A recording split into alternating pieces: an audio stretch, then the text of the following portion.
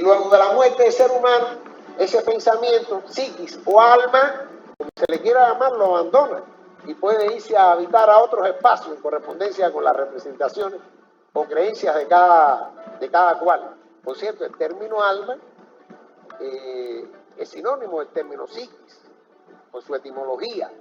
Alma viene de ánima, en latín, y psiquis de psiche. Vaya a ver cómo se menciona eso en griego antiguo, pero es del griego. El término psiquis corrió mejor suerte en la ciencia, en tanto que el término alma corrió mejor suerte en la religión. En cualquier caso, la comprensión del pensamiento amplia a la que estamos haciendo referencia se identifica con los conceptos en sentido amplio de psiquis y alma individual. Y se supone que el alma puede vivir con independencia del cuerpo.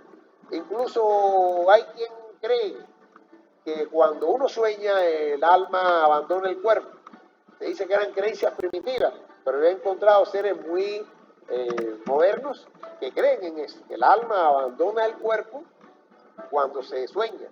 Y en procesos de éxtasis, el alma también abandona el cuerpo y se produce una identidad del alma con determinadas entidades superiores, etcétera, etcétera. Es decir, se supone que por un lado existe el alma y por otro el cuerpo, que ambos son sustancias, repito, realidades que existen en sí por sí y no necesitan de otra realidad para existir, o cosas cuyo concepto no necesita del concepto de otra cosa para formarse. El problema radica en responder a la siguiente pregunta. Bueno, es evidente, y así lo plantea el propio Descartes, quien en su forma clásica plantea e intenta resolver el problema del pensamiento en términos de problemas psicofísicos.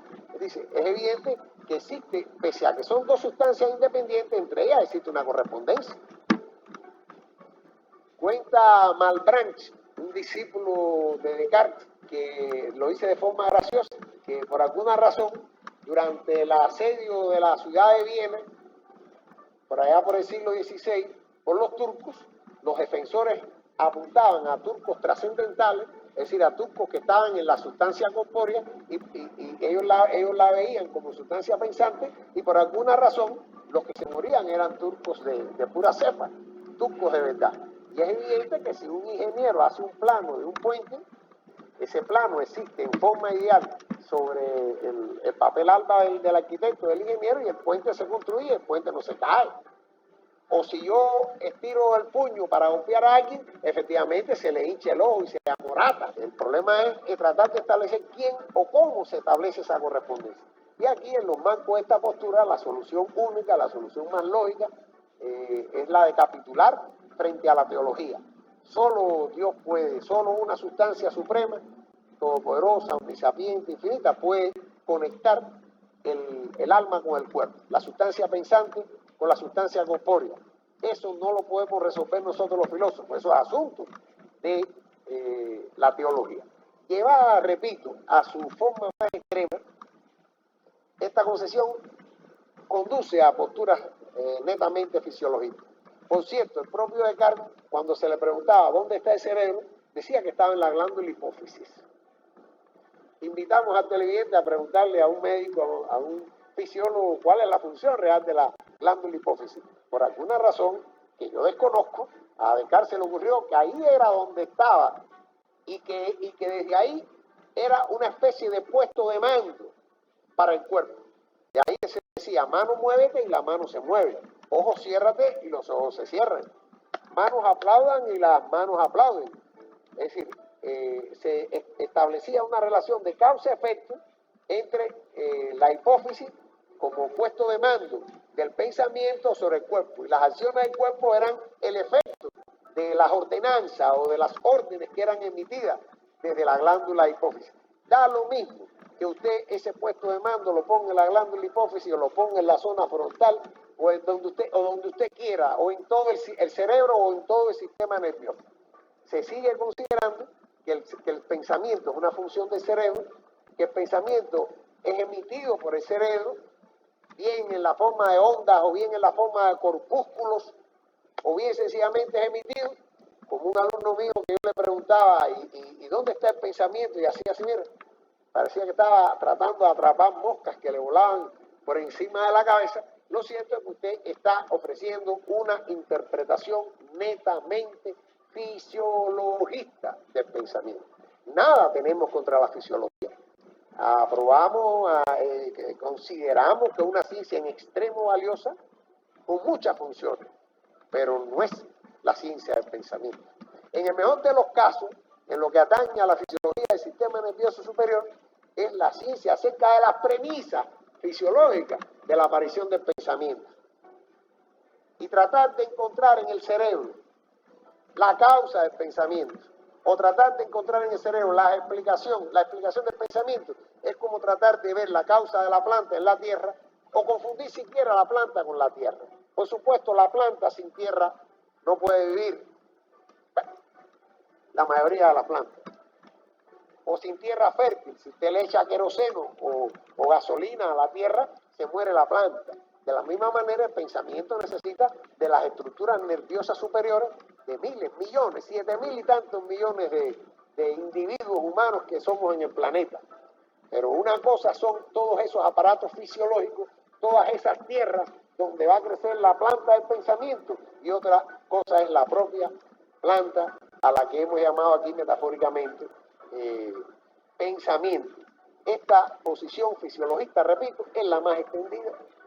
Usted conversa con muchas personas, incluso preparadas, con formación médica o con formación psicológica o psiquiátrica, y consideran que el pensamiento es sencillamente una función del cerebro.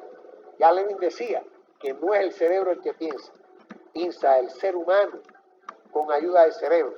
Y podemos decir que piensa con ayuda del riñón y piensa con ayuda del corazón. Esta forma de plantear el problema llega, repito, a una capitulación frente a la teología. ¿Cómo lograr conectar el ser con el pensamiento, la sustancia pensante con la sustancia extensa o corpórea? Eso solo Dios lo sabe, eso solo Dios lo realiza. De eso, en el mejor de los casos, pueden ocuparse los teólogos. Las contradicciones, esta contradicción insoluble a la cual se llega en esta forma de plantear el problema del pensamiento, en la forma de plantearlo como problema psicofísico, encuentra otro género de solución o da un paso considerable avance en su solución cuando el problema se plantea como problema de la relación del pensamiento hacia el ser. Si queremos remitirnos a la historia y queremos ver esta forma de plantear el problema de manera clásica, tenemos que hacer referencia a ese gigante que obedece o que respondió al nombre de Benito Spinoza, un judío holandés de origen español, un prototipo de ser humano que se ganaba la vida puliendo lentes y que por sus opiniones filosóficas fue expulsado. Se le lanzó de la religión judía, se le lanzó el anatema, que prohibía a la gente incluso acercarse. Spinoza ofrece una solución única y brillante a este problema cuando dice que el problema psicofísico no puede ser resuelto porque está mal planteado. En términos de problema psicofísico no se puede resolver el problema del pensamiento, porque así este problema está mal planteado. Pensamiento y ser no son dos sustancias.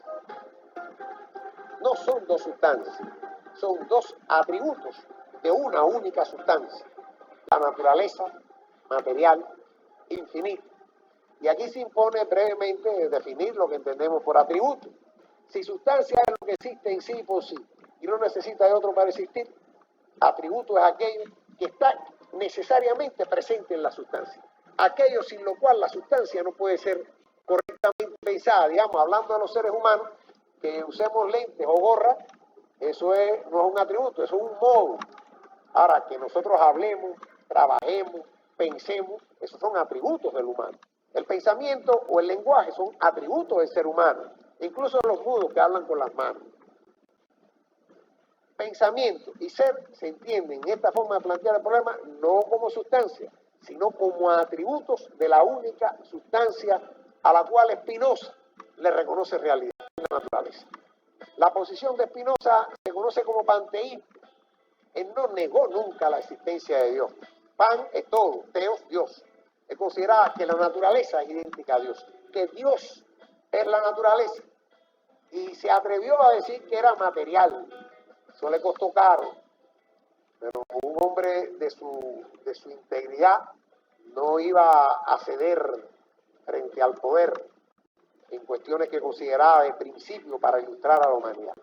Y en este sentido, él consideraba que en esa naturaleza material infinita, en la cual apreciamos todo género de cuerpos, mire, por ejemplo, los edificios, allá la montaña, los árboles, por acá tenemos el privilegio de tener el Panteón Nacional de Venezuela, donde están los restos del oro, siempre dice las banderas, los árboles, muchos cuerpos.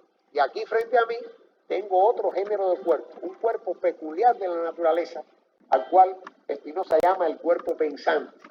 A diferencia de esos cuerpos en los cuales no se realiza el atributo de la naturaleza de pensar, existe un cuerpo, existen hoy 7.000 y tantos millones de cuerpos, en época de Spinoza eran mucho menos, en los cuales están organizados de una forma peculiar, morfológicamente, fisiológicamente peculiar, en los cuales se realiza la función del pensamiento.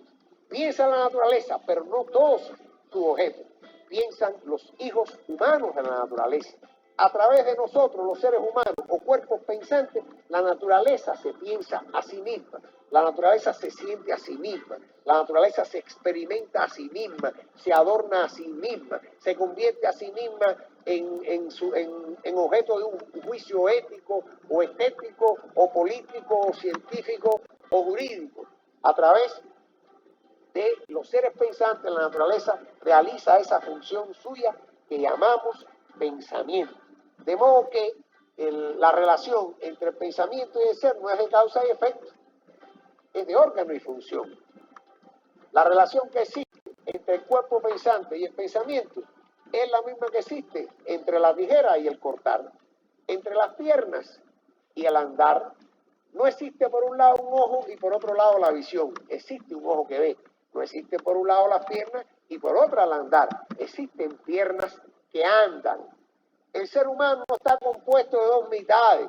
No hay un dualismo, como en el caso del pensamiento de Descartes.